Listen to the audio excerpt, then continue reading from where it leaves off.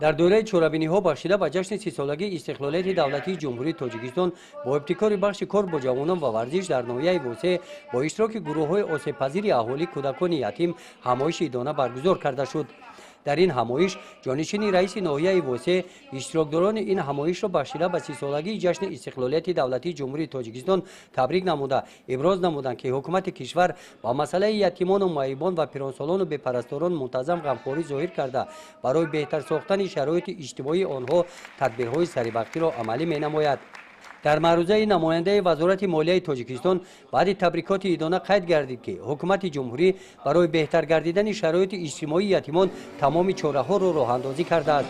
در این چاره‌بینی طبق دستور و هدایت‌های پیشوای ملت پرزیدنت جمهوری تاجیکستان محترم امامعلی رحمان نسبت به این طبقه اهالی غمخواری در حق آنها از نام وزارت مالیه تاجیکستان به 100 نفر کودکان یتیم جوزدان با لوازمات‌های مکتبی تحفه کرده شد که از چنین غمخواری پدرانه در حق یتیمان اشتراکچیان همایش اظهار سپاس نمودند.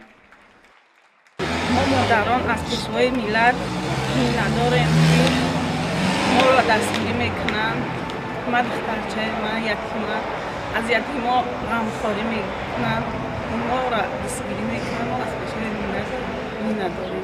بگویی همان روز در میدان گلگشت مرکزی ناحیه بخشیده به 30 سالگی استقلالیت دولتی جمهوری تاجیکستان تحت عنوان زی استقلال بلند اقبال گشتیم همایش ایدانه برگزار گردید.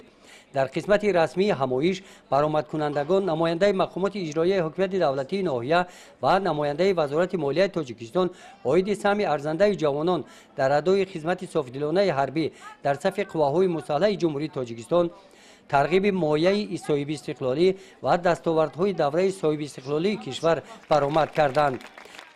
در قسمت قدرشناسی از نام وزارت مالیه جمهوری تاجیکستان به جوانان فعال ناحیه سپاسنامه و 5 عدد نوتبوک و 1 عدد کینو پروژکتور با اکران تقدیم کرده شدند. قسمت فرهنگی چورابینی با برنامه جالب و خاطرمان کنسرتی تا دیر ادامه یافت.